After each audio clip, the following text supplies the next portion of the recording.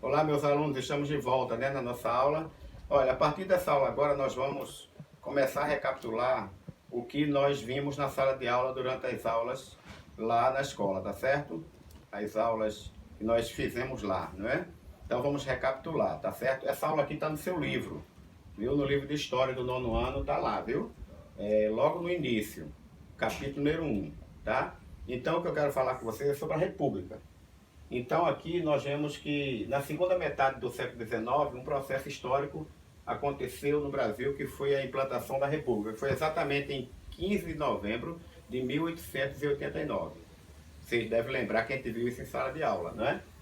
A ideia da República não era nova no Brasil, porque antes dessa data, alguns movimentos se levantaram no país lutando para que o Brasil tivesse uma república. Foi exatamente a cabanagem, o Grão-Pará, certo? A Farroupilha, no Rio Grande do Sul e em Santa Catarina, tá certo? Então, esses movimentos foram movimentos de luta pela República. Por que República? Porque o Brasil vivia no sistema monárquico, no sistema onde tinha imperadores, que você sabe que tinha Dom Pedro I e Dom Pedro II, que foram, certo, imperadores do Brasil. Desde 1822 até 1889. Veja que foi um período realmente grande de monarquia no Brasil, né? Porque o Brasil ele tem 3 períodos. O primeiro período é o Brasil Colônia, que vai de 1500 a 1822. O segundo período é o Brasil Império, que vai de 1822 a 1889.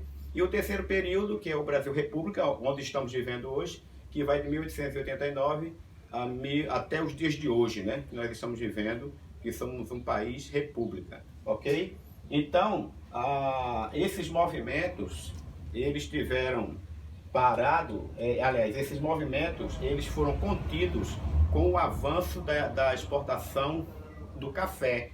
Envolveu-se muito a questão da exportação do café, de modo que esses movimentos não foram à frente, tá bom? E nós vamos ver aqui que no segundo reinado, de quem foi o segundo reinado? Dom Pedro II, certo? Dom Pedro I foi de 1822 a 1831, foi o primeiro reinado. O segundo reinado foi Dom Pedro II, que reinou de 1831 a 1889. Então, no segundo reinado, só existia 2 partidos, que era exatamente o Partido Liberal e o Partido Conservador, tá? Esses partidos controlavam o poder. E a imensa parte da população do Brasil não tinha direito a praticamente nada. Não tinha direito à cidadania, porque era um governo imperial. O imperador é que ditava as coisas, o imperador é que falava realmente tudo, ok? Então, com o objetivo de ampliar o espaço da política, um grupo formado por fazendeiros, tá? Do Oeste Paulista e profissionais liberais, que eram advogados, médicos, professores, engenheiros, também jornalistas, lançaram um manifesto em 1870. Esse manifesto pedia o federalismo e a república. O que é federalismo? O Brasil, à época, era formado de províncias, certo? O que hoje vamos conhecer como estados. E essas províncias eram subjugadas ao império.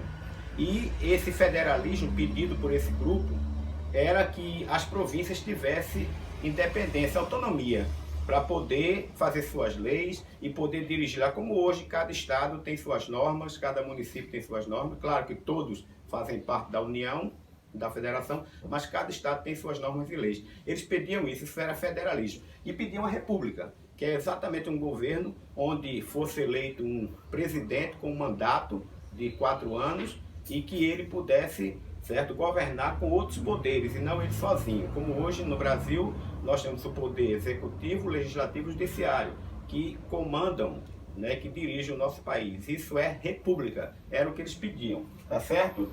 E o manifesto dizia, entre outras coisas, o seguinte: somos da América e queremos ser americanos. Somos da América e queremos ser americanos. Por quê? Porque os outros países americanos estavam já entrando na república. E o Brasil ainda era um dos poucos países da América que vivia num governo monárquico, ok? E aí o que acontece? Esse manifesto, certo? Com ele surgiu jornais, clubes, partidos republicanos. 3 anos depois do lançamento desse manifesto, foi fundado no interior paulista o primeiro partido com a intenção de viver a República, que foi o Partido Republicano Paulista, ok? Aqui nós temos uma foto da primeira convenção desse partido republicano, o PRP, tá? Veja que muitas pessoas estavam ali realmente defendendo essa questão. Então esse movimento, certo, chamado republicano, ele foi dividido em 3 grupos, tinham 3 linhas de pensamento para que essa república pudesse de fato acontecer no Brasil. O primeiro deles foi liderado pelo jornalista Quintino Bocaiúva. E esse grupo, eles queriam fazer uma questão de uma eleição via eleitoral, não é?